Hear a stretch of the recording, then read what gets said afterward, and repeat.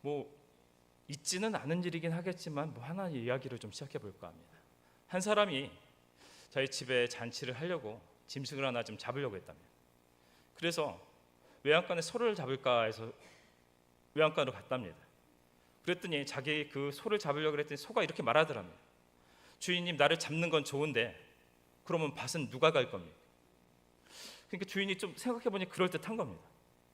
그래서 이제 소는 안 되겠다 싶어가지고 개를 잡았겠다 생각이 들어요. 개한테 갔습니다. 개가 또 이렇게 말하는 겁니다. 주인님, 잡는 건 좋은데 그러면 도둑은 누가 지킬 겁니까? 그럴듯해서 여기도 안 되겠다 싶어 고양이를 잡으러 갔더니 고양이가 또 이러더랍니다. 주인님, 다 좋은데 그럼 직원 누가 잡아줄 겁니까? 이것도 안 되겠다 싶어서 혹시나 해서 돼지우리로 갔답니다. 그랬더니 이 돼지가 밥을 퍼먹고 자고 있더랍니다. 그래서 그 돼지를 잡아서 잔치를 치렀다. 즉 동물마저도 뭔가 자신의 역할을 다 감당하지 못하니 결국 잡아서 죽음을 당했다라는 이야기가 사실 뭐 믿지 못한 이야기지만 이런 일이 있다라는 것입니다. 결국 우리들의 사명을 바라보면서 이런 이야기를 할 때가 있습니다. 내가 살아있기 때문에 사명을 감당하는 것이 아니라 사명을 감당하기 때문에 내가 살아있는 것이다. 오늘은 좀 사명에 대한 이야기를 여러분들과 좀 나눠보려고 합니다. 사명, 사실 생각해보면 굉장히 좀 약간 부담스럽게 느끼고 뭔가 뭐 헌신해야 될 것 같고 모든 걸 내놔야 될 것만 같은 느낌이 드는 것들이 어떻게 보면 사명입니다. 근데 사명이라는 것이 과연 무엇일까라는 부분에 대한 이야기를 여러분들과 좀 나눠보려고 합니다. 오늘 본문의 이야기로부터 좀 풀어보겠습니다. 오늘 본문의 사건은 바울이 죄수가 되어 로마로 호송되는 때의 사건입니다. 어느 날 폭풍이 몰아쳤습니다. 너무나 심한 폭풍이 몰아치다 보니 지금 배가 거의 파손될 지경에 이르렀습니다. 당장에도 배가 물속으로 들어갈 것만 같은 상황에 놓여 있는 것입니다. 도대체 언제까지 이 폭풍이 계속될지 알 수도 없는 지경이 되어 결국 그들은 며칠 동안 먹지도 못하고 또 자신의 화물도 다 버리고 배를 가볍게 하기 위해서 모든 손해를 감수할 수밖에 없는데도 불구하고 지금 도저히 언제 이 폭풍이 거칠지 알지 못하는 상태입니다. 한번 이때의 상황을 한번 생각해 볼까요? 이 사람들이 얼마나 절체절명의 사건의 상황 속에 놓여 있었을까요? 저는 사실 큰 배를 타거나 이런 깊은 바닷속에서 풍랑 속에 배를 타본 경험은 없습니다. 근데 요즘에 유튜브를 보다 보면 이런 것들을 간접적으로 좀 경험해 볼 때가 좀 있는 것 같습니다. 유튜브에 어떤 영상들을 바라다 보다 보면은 큰 배가 항해를 할 때 폭풍을 만나서 큰 파도들이 몰려오는 모습들을 찍어놓은 영상들을 볼 때가 있습니다. 그 파도가 무려 20m, 30m 되는 거의 배를 뒤집어 쓸만한 그 파도들이 몰려오는 모습들을 사실 보게 된다라는 것이죠. 하지만 그래도 요즘 그 배들을 바라보면 정말 배를 만드는 기술들이 좋아져서 커다란 배를 강철로 만들고 웬만해서는 넘어지지 않을 만큼 좋은 배들을 만드는 것들을 보게 됩니다. 또 그리고 기상예보가 발달되어 있기 때문에 그런 폭풍우를 굳이 만나면서 가지를 않을 것입니다. 하지만 그 영상 속에서 그런 파도들이 몰려오는 모습을 보게 되면 물론 그 배가 문제가 생기지는 않겠지만 저는 그 자리에 있으면 눈 뜨고 있지는 못하겠다라는 생각이 좀 들 때가 있었습니다. 근데 영상을 보면서도 그런 생각이 나는데 오늘 이 바울의 이 상황 속에서 이 배에 있는 사람들의 상황이 어땠을까요? 지금 며칠째 계속해서 엄청난 파도와 폭풍과 바람으로 날린 상황입니다. 배가 이리 흔들리고 저리 흔들리고 그 큰 파도를 넘어가면 배가 막 앞으로 쏟아져 내려가는 거예요. 솔직히 말해서 우리가 놀이기구 타면서 몇 분도 사실은 굉장히 두려움이 떠는데 그것을 며칠을 당하고 있다고 생각하면 지금 이거는 정말 저 살아날 여망이 없는 정도의 사준까지 가 있는 상태가 지금이라 말하고 있는 것입니다. 정말 이 사람들의 상황 속에서는 모든 소망을 다 놓고 있다는 것입니다. 이 모든 사람들이 이 위험 속에서 이런 느낌을 속에서 그들이 고통받고 있는데 한 사람만큼은 근데 아무런 편함 속에 있는 모습을 보여주고 있다는 거예요. 그가 그처럼 고통받는 사람들 앞에 나와서 이렇게 얘기합니다. 오늘 본문의 21절과 22절 여러 사람이 오래 먹지 못하였음에 바울이 가운데 서서 말하되 여러분이여 내 말을 듣고 글에 대해서 떠나지 아니하여 이 타격과 손상을 면하였더라면 좋을 뻔하였느니라. 내가 너희를 권하느니 이제는 안심하라. 너희 중 아무도 생명에는 아무런 손상이 없겠고 오직 배뿐이리라. 바울이 이야기하는 겁니다. 내가 얘기했지 않냐고. 겨울에 배 띄워서 좋은 일 하나도 없으니까 봄 돼서 가자고. 근데 당신들 그렇게 고집고집 부리고서 겨울에 배 띄우더니 이 꼴이 뭐냐고. 하지만 안심하라. 당신들 배는 부서지겠지만 당신들 생명은 하나도 없어지지 않을 것이다. 바울이 어떤 근거로 그 얘기를 했을까요? 23절과 24절 25절에서 이렇게 말씀합니다. 내가 속한 바 곧 내가 섬기는 하나님의 사자가 어젯밤에 내 곁에 서서 말하되 바울아 두려워하지 말라. 내가 가이사 앞에 서야겠고 또 하나님께서 너와 함께 항해하는 자를 다 내게 주셨다 하였으니 그러므로 여러분이여 안심하라. 나는 내게 말씀하신 그대로 되리라고 하나님을 믿노라. 그의 근거가 무엇입니까? 자기에겐 사명이 있다는 겁니다. 나에게 하나님께서 분명히 사자를 보내 나에게 말씀하셨다는 겁니다. 어저께 너를 분명히 내가 로마 황제 앞에 세울 것이다. 바울이 사실 지금의 상황이라는 것들이 사실 굉장히 하나님 앞에 낙심하고 좌절하고 원망할 만한 상황입니다. 바울이 어떤 사람입니까? 전 세계를 돌아다니며 하나님의 주신 예수님의 복음을 전하고 다닌 사람입니다. 근데 지금 자신은 죄수의 상태가 되어 로마로 압송되고 있습니다. 말이 되나요? 그러나 사실 이것마저도 하나님의 사명이었습니다. 사실 그가 예루살렘에 올라가서 잡히기 전에 사람들은 다 그를 말렸습니다. 왜일까요? 당신 이번에 예루살렘에 들어가면 당신은 잡혀 죽을 수도 있다라는 것이었습니다. 사도행전 21장 11절과 13절에서 이렇게 말씀합니다. 우리에게 와서 바울의 띠를 가져다가 자기 수족을 잡아매고 말하기를 성령이 말씀하시되 예루살렘에서 유대인들이 이같이 이 띠임자를 결박하여 이방인의 손에 넘겨주리라 하거늘 우리가 그 말과 듣고 그곳 사람들과 더불어 바울에게 예루살렘을 올라가지 말라 권하니 바울이 대답하되 여러분이 어찌하여 내 마음을 상하게 하느냐 나는 주 예수 이름을 위하여 결박당할 뿐 아니라 예루살렘에서 죽을 것도 각오했노라 하니 그의 모든 사명자로서의 모든 삶은 하나님 복음을 전하는 것이었습니다. 그에게 있어서는 자기의 생명조차도 귀하게 여기지 않는다 말이었습니다. 특히 또 이번 이 사명에 있어서 하나님이 자기에게 주신 말씀이 있었습니다. 너를 로마 황제 앞에 보내어 또 그 앞에서 나의 뜻을 전하게 할 것이다. 즉 자신의 이방인들에게 붙잡혀 포로가 되고 또 죄수가 되어 또 죽임을 당하러 갈 수 있는 모든 상황 가운데서도 결국 나는 하나님의 그 사명을 감당하는 데 있어서 나는 물러서지 않겠다는 것이었습니다. 그리하여 그는 그 모든 것을 순종하여 저 죽을지도 모르는 상황 속에서 죄수가 될 수 있다는 그 모든 것들이 앞에 기다리고 있는 상황 속에서도 그들은 예루살렘에 갔으며 또 그 말씀과 같이 그는 죄수가 되어 지금 호송되고 있는 중인 것입니다. 그러나 그는 그 상황 속에서도 하나님을 원망하지 않고 이 폭풍 가운데 두려워하지 않았습니다. 어째서일까요? 좀 전에 말씀드렸던 것 같이 사명자였기 때문이었습니다. 하나님께 자기의 사명을 주셨습니다. 자기를 로마의 황제 앞에 세우겠다고 말씀하셨습니다. 자신은 그에 순종하여 지금까지 와 있는 중입니다. 이 다음의 상황은 하나님께서 하실 일입니다. 폭풍이 왔나요? 바로 그를 살려서 바로 그를 안전하게 로마로 보내어 로마의 황제 앞에 세우는 것은 하나님의 일이 되는 것입니다. 어째서요? 바로 하나님께서 그를 사명을 감당하고 사명을 성취하게 만들기 위해서는 하나님께서 그를 보호하실 수밖에 없는 것입니다. 그는 사명에 순종했습니다. 순종할 때 하나님께서는 그를 보호하시고 인도하사 그의 사명의 성취의 모든 길을 이끌어 가셨다는 겁니다. 그가 왜 모든 이런 폭풍 가운데서도 평온을 지킬 수 있을까요? 하나님을 믿었기 때문입니다. 25절 그러므로 여러분이여 안심하라. 나는 내게 말씀한 그대로 되리라고 하나님을 믿노라. 내가 사명을 주신 그 하나님이 내가 사명을 분명히 감당하고 그것을 성취하게 만들 것이기에 나를 살려 그 앞에 세우실 것을 나는 믿는다는 것입니다. 너희들 나는 그 하나님을 믿기에 너희들 하나도 성령으로 잃지 않고 다 살려주실 것을 믿으라고 하나님께 말씀하는 것입니다. 바울의 이야기는 단순합니다. 나는 사명자이고 사명을 감당하는 난 하나님께서 나를 살려 바로 그 모든 것을 감당하게 하실 것이다. 그러나 이것은 바울에게만 해당되는 말씀은 아니라는 것입니다. 우리가 하나님의 사명자가 되어 우리가 사명을 감당할 때 바로 그 모든 것을 순종한 속에서 우리를 이끌어 하나님이 축복하여 그 모든 것을 성취하게 만드시는 것은 하나님의 몫이라는 것입니다. 우리 삶 가운데 사명자로 살아갈 때 하나님께 축복하시고 인도하시는 하나님의 은혜가 있다라는 것입니다. 그렇다면 여러분의 사명은 어떤 것인가요? 단지 사명이라는 것들이 교회 안에서 어떤 직분과 교회 안에서 일하는 것만을 말하지는 않을 것입니다. 여러분의 사명은 무엇이신가요?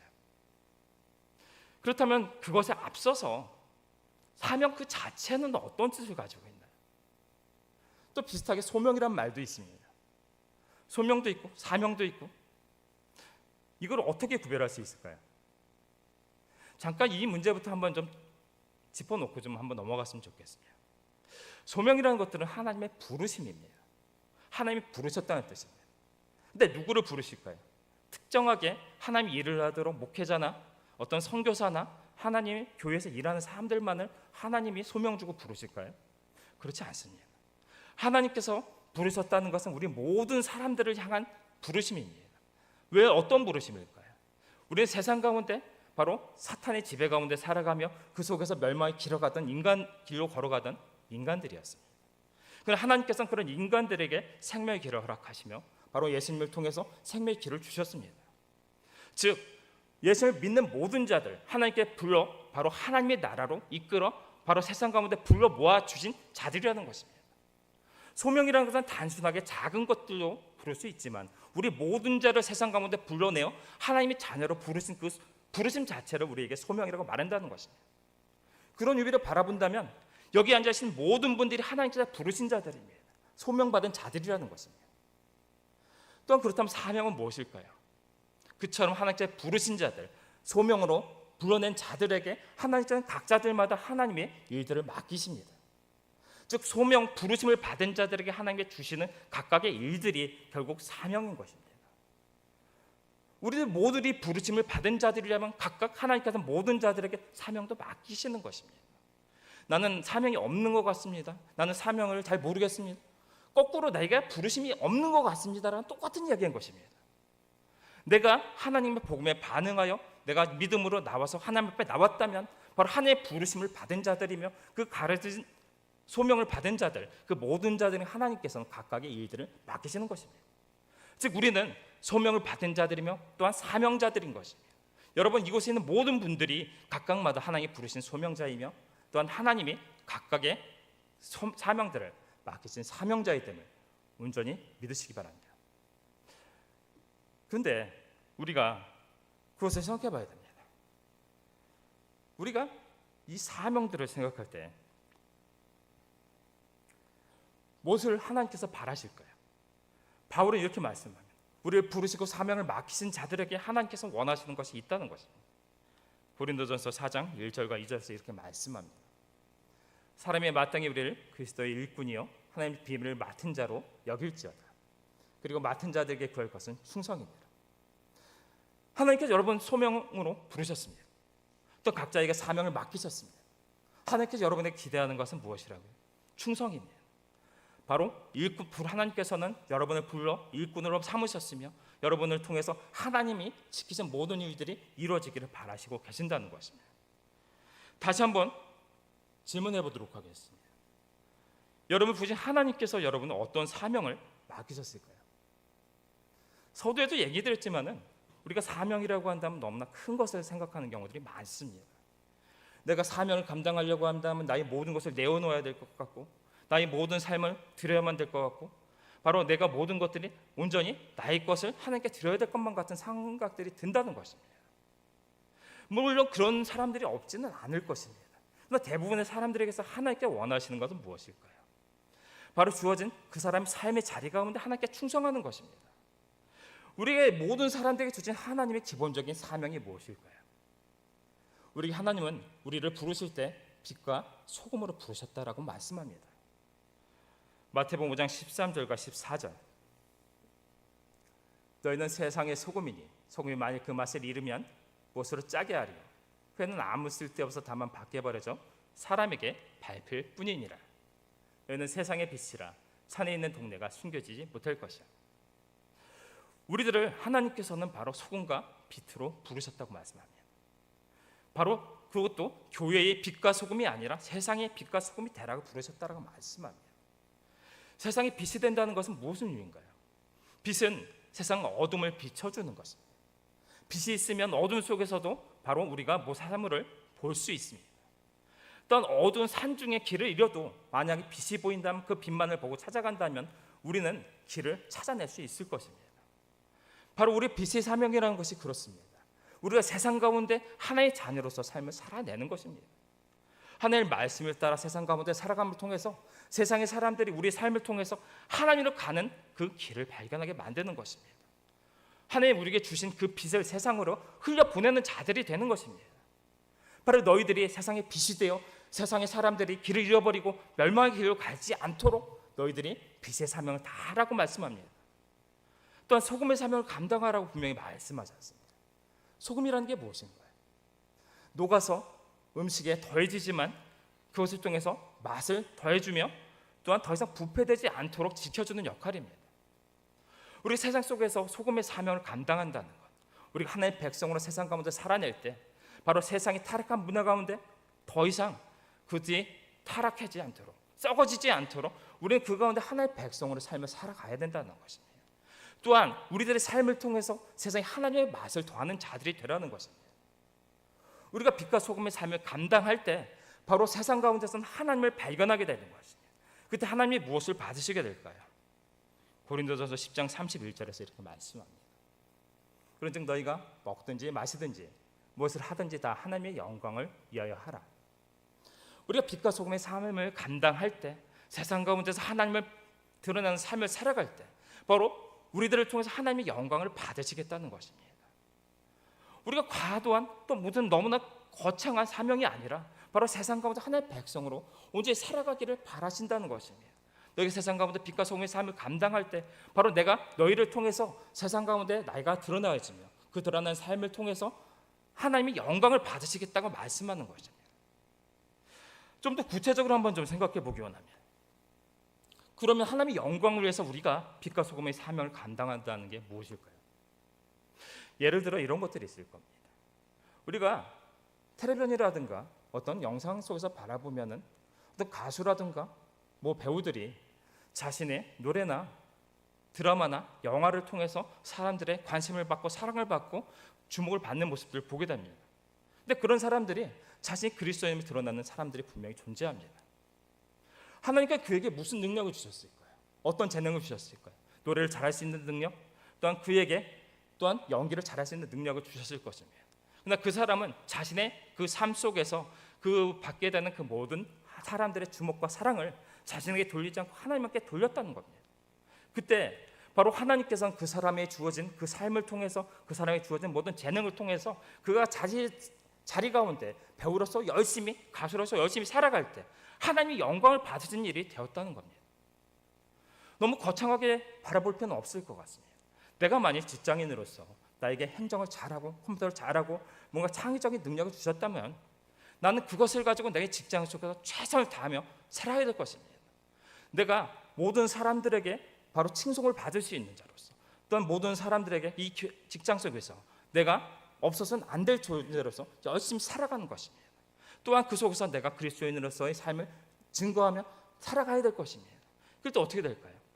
주변의 사람들은 그 사람을 바라보며 그가 정말 열심히 일하고 정말 필요한 사람이며 또한 저렇게 하나님 믿고 신실하게 살아가다 보니 저렇게 살아간다라고 이야기될 것입니다. 그 영광을 누가 받으실까요? 하나님께서 그의 삶의 직장을 통해서 그가 직장에서 열심히 살아가는 삶을 통해서 하나님께서 바꾸고 계시다는 겁니다. 또한 직장에 사업을 하실 때 그 사업장 그것이 하나님의 영광을 돌려드리는 사업장이 되어질 때 바로 그 사업장을 통해서 하나님께서는 바로 영광을 받으시게 된다는 것입니다. 내가 있는 자리가 바로 사명의 자리입니다. 특별하게 교회에서만 또한 무슨 목사로서 저 멀리 어디 나가 선교사로서 하는 것만이 사역이 아니라는 것입니다. 내가 있는 자리 가운데서 내가 하나님의 백성으로서 나의 최선을 다하며 바로 나의 그 모든 삶을 통해서 내가 주신 그 모든 재능을 통해서 하나님 앞에 영광을 돌려드리는 삶을 살아갈 때 바로 나를 통해서 하나님의 영광을 받으신다는 것입니다. 에스더서 4장 14절에서 이렇게 말씀합니다. 내가 왕후의 자리를 얻은 것이 이때를 위함이 아닌지 누가 알겠느냐 하니 에스더에게 분명히 말씀을 하나님께서는 바로 왕후의 자리에 올려놓으셨습니다. 왜 올려놓으셨나요? 그 자리 속에서 이스라엘 백성을 구원하는 자리로 보내신 것입니다. 근데 여러분들에게 각각의 삶의 자리들을 허락하셨습니다.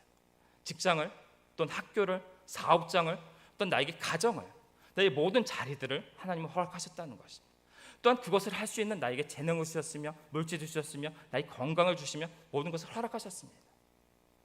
나의 사명의 자리 속에서 내가 바로 그 모든 것들을 통해서 가진 것들을 통해 나의 유익만이 아니라 바로 주신 그 하나님을 위해서 열심히 살아가며 하나님 앞에 영광을 올려드릴 때, 그 삶의 것들을 모든 것을 감당할 때 나는 사명자로서 살아가게 되는 것입니다.